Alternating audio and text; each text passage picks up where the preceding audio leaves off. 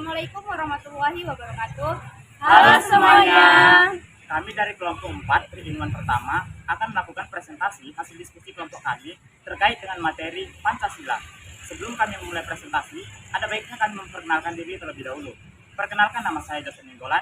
Saya di sini selaku moderator sekaligus pemateri ketiga, dan teman saya. Nama saya Laura Silaban sebagai pemateri pertama, dan teman saya Novi Sexpiatapan sebagai pemateri kedua, dan teman saya Kaistopo sebagai pemateri keempat, dan teman saya Srihatijah Sibuan sebagai pemateri yang terakhir. Selamat menyaksikan.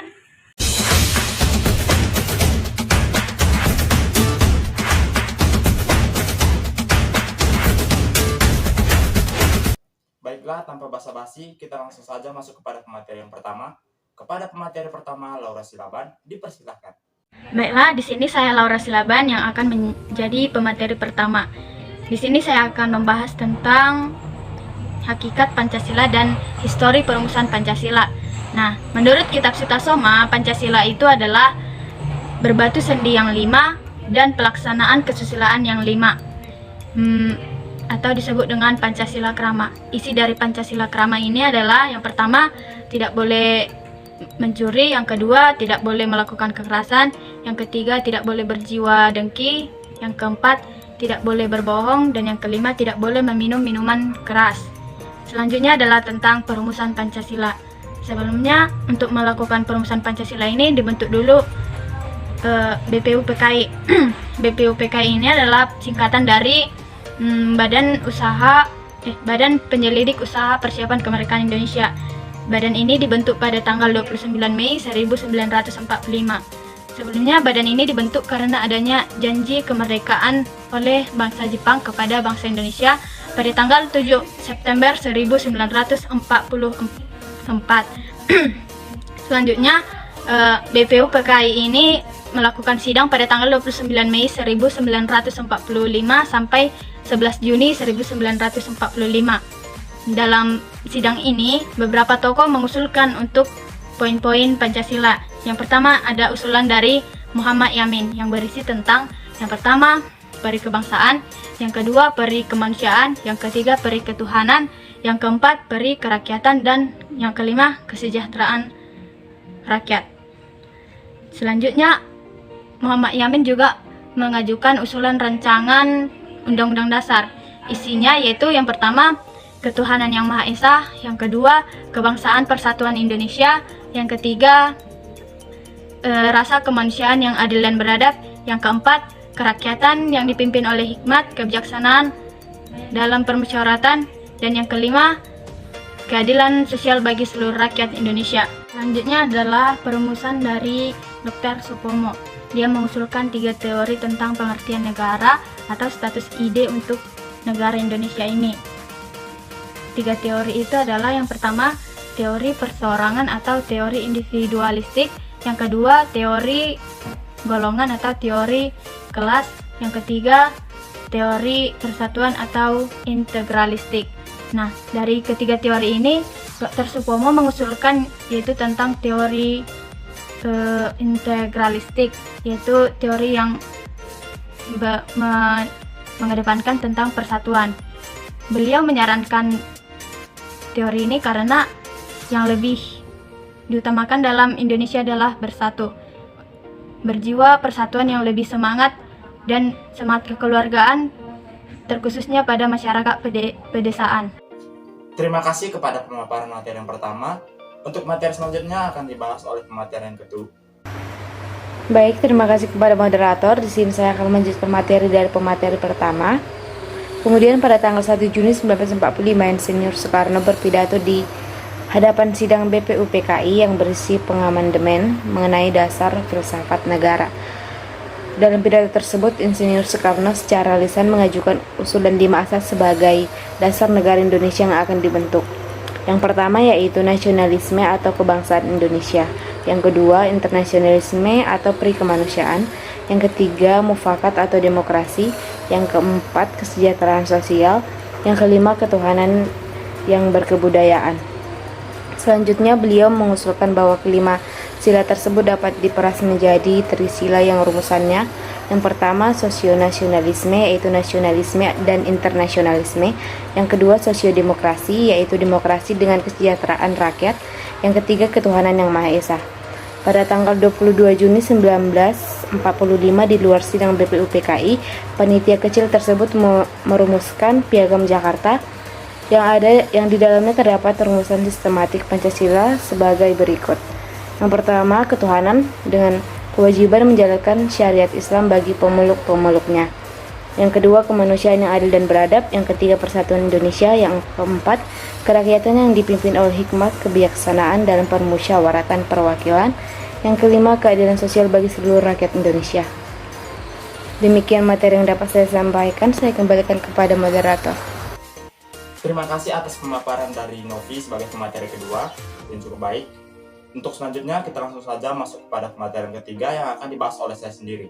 Setelah kemerdekaan Indonesia diproklamasikan, PPKI yang bersidang pada tanggal 18 Agustus 1945 berhasil mengesahkan Undang-Undang Dasar 1945 dengan versi yang telah diperbaiki bagian pembukaannya. 5 sila yang tercantum dalam pembukaan Undang-Undang 1945 tersebut urutannya sama seperti dalam Piagam Jakarta, namun mengalami perubahan sebagai berikut.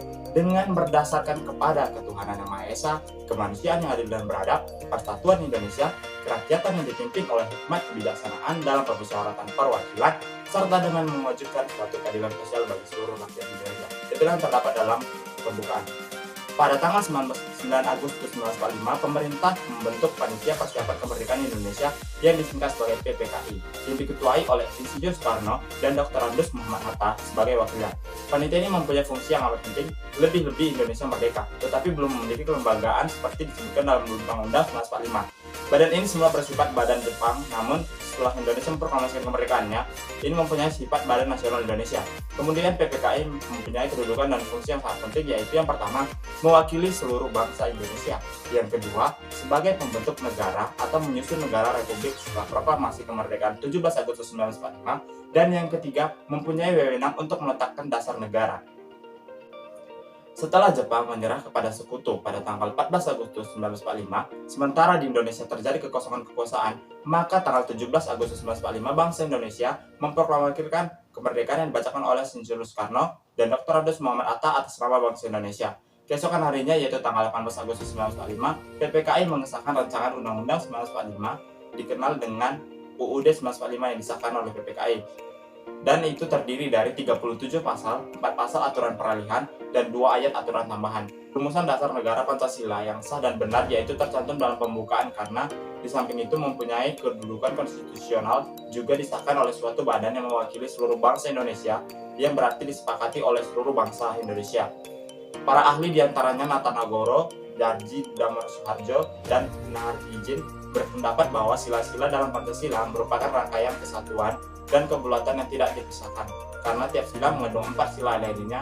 Kesatuan dan kedaulatan tersebut disingkat yang sila pertama yaitu ketuhanan yang Maha Esa, itu menjiwai dan meliputi sila kedua, ketiga, keempat, dan kelima. Seperti itulah seterusnya untuk sila ketiga, sila keempat, dan sila kelima. Dan itu maksudnya saling berkaitan satu sama lain. Demikianlah pemaparan dari saya ucapkan terima kasih. Baiklah, kita langsung saja masuk kepada pemateri yang keempat yang akan dibahas oleh Sahya Tania. Kepada Sahya, dipersilakan. Terima kasih kepada moderator. Di sini saya akan menjelaskan tentang Pancasila sebagai dasar negara. Pengertian Pancasila sebagai dasar negara sesuai dengan bunyi pembukaan Undang-Undang Dasar tahun 1945 yang menyatakan bahwa maka disusunlah kemerdekaan kebangsaan Indonesia itu dalam suatu Undang-Undang Dasar Negara Indonesia yang berbentuk dalam suatu susunan negara Indonesia yang berkedaulatan rakyat dengan berdasarkan kepada ketuhanan yang Maha Esa.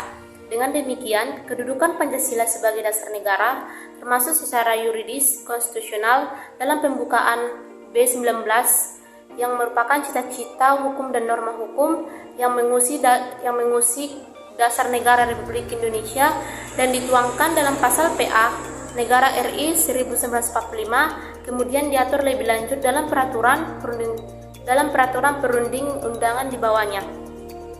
Adapun kedudukan Pancasila sebagai dasar negara dapat dirinci sebagai berikut. Yang pertama yaitu Pancasila sebagai dasar negara adalah merupakan sumber dari segala sumber hukum atau sumber tertib hukum di Indonesia. Yang kedua, meliputi suatu kebatinan dari Undang-Undang Dasar 1945. Yang ketiga, mewujudkan cita-cita hukum bagi hukum dasar negara. Yang keempat, mengandung norma yang mengharuskan Undang-Undang Dasar mengandung yang mewajibkan pemerintah dan lain-lain penyelenggara negara yang termasuk dalam penyelenggara partai dan golongan fungsional memegang teguh cita-cita moral rakyat yang luhur dan abadi. Yang kelima, merupakan sumber semangat bagi Undang-Undang Dasar 1945 penyelenggara negara pelaksana pemerintah. Berdasarkan uraian di atas, maka pokok dari Pancasila sebagai dasar negara yang pada hakikatnya adalah sebagai sumber dasar segala sumber hukum dalam kehidupan bernegara Indonesia. Sekian dan terima kasih, saya kembalikan kepada moderator. Terima kasih atas pemaparan dari Cahya sebagai pemateri yang keempat. Untuk selanjutnya kita langsung masuk saja kepada pemateri yang kelima, pemateri yang terakhir yang akan dibahas oleh Sri Hafizah. Kepada Sri, dipersilahkan. Terima kasih kepada moderator yang telah memberikan waktunya untuk saya menjelaskan materi selanjutnya, yaitu mengenai Pancasila sebagai ideologi negara. Yang dimaksud dengan Pancasila sebagai ideologi negara adalah Indonesia itu mempunyai cita-citanya, atau dapat juga diartikan sebagai pedoman masyarakat dalam menjalankan kehidupan sehari-hari. Selain itu, ideologi juga mencakup tentang idea-idea, pengertian dasar, gagasan, dan juga cita-citanya itu sendiri. Ada banyak pendapat para ahli yang mengemukakan Pancasila sebagai ideologi negara. Salah satunya mengatakan bahwa Pancasila dapat dipandang sebagai ideologi negara dengan melalui 3 dimensi yang terkandung di dalamnya, yaitu ialah dimensi realita, dimensi idealisme, dan dimensi pengembangan.